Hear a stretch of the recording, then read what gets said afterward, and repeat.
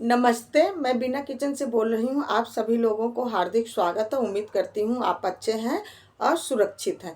हमेशा की तरह हर हर महादेव कमेंट बॉक्स में ज़रूर लिख के भेजिए। और बहनों का बहुत सा प्रश्न आ रहा था कि हर शनिवार को हमें खिचड़ी बना के क्यों खानी चाहिए और किस दाल की खिचड़ी बनानी चाहिए, और हमें खिचड़ी सुबह बनानी चाहिए कि शाम को बनानी चाहिए।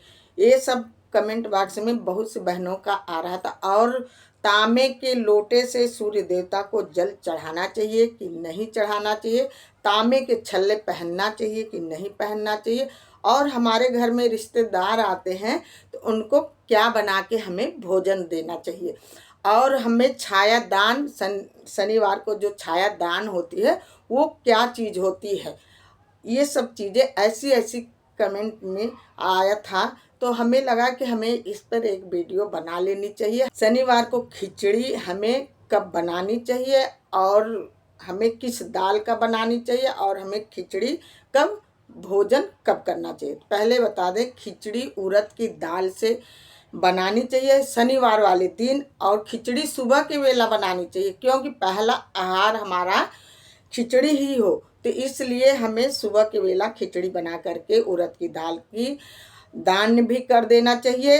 दान में यदि कोई है दान वाला, नहीं तो गौ माता के लिए थोड़ा सा शनिवार को खिचड़ी जरूर निकाल के गौ माता को दे देना चाहिए। तो खिचड़ी सुबह के वेला खानी चाहिए क्योंकि खिचड़ी उड़द की दाल की होती है, काली होती है, तो शनि से संबंधित होती है। तो इसलिए हमें खिचड़ी बनाकर अवश्य शनिवार को दिन खानी चाहिए। और बहनों का ये भी आया था, क्या हम तांबे के लोटे से जल सूर्य देवता को दे सकते हैं, तांबे के छल्ले पहन सकते हैं। यदि आपको कहीं मंदिर में गई हैं, तांबे के छल्ला मिला है तो आप अवश्य पहनिए।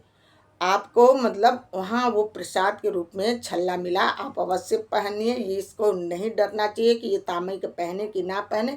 हाँ, सूर्य देवता को जल तांबे के लोटा से दे सकते हैं, लेकिन एक ही है, उसमें गुड़ और दूध दही डाल के नहीं देना चाहिए सूर्य देवता को, क्योंकि वो थोड़ा सा पॉइजन टाइप सब बताते हैं। हमें अनुभव मतलब हम भी सुन के ही बता रहे हैं अपने दादी से, नानी से। तो सूर्य देवता को सादे जल, तांबे के लोटे से सादे जल में अर्घ्य दे था। बहनों का क्या, घर की सफाई और झाड़ू टूटी किस दिन हम फेंकें। पहले बता दें कि टूटी झाड़ू आप अमावस्या के दिन फेंक सकती हैं और शनिवार को दिन फेंक सकती हैं। हर दिन फेंक सकती हैं, लेकिन वीरवार और शुक्रवार के दिन नहीं फेंकना चाहिए। घर की लक्ष्मी होती है।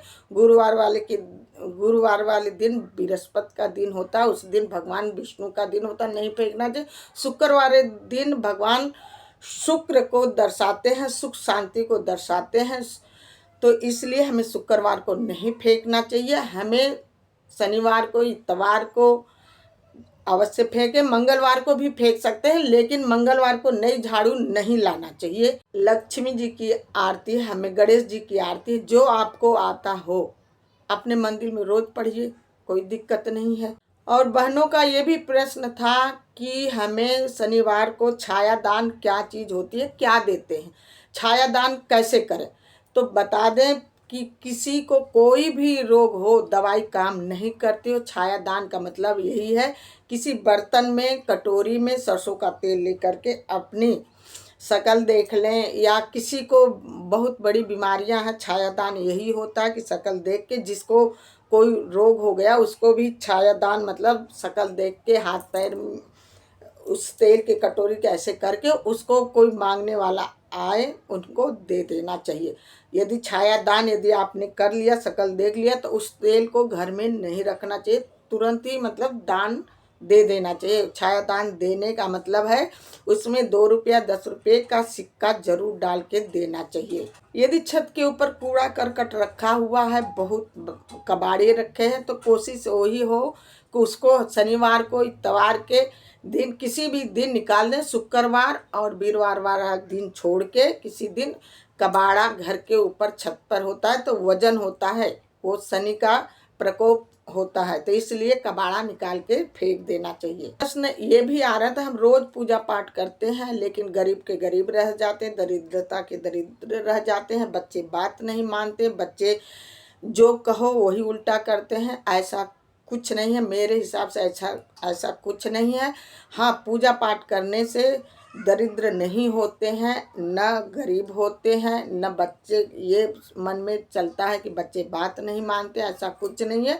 पूजा पाठ करने से मन शांत होता है, भगवान के प्रति भाव रहता है, भाव से पूजा पाठ किया हुआ कहीं व्यर्थ नहीं जाता है, उसका कहीं न कहीं ऐसे जगह आपको पुण्य दान करा हुआ मिलता है कि आप सोच भी नहीं सकती हैं।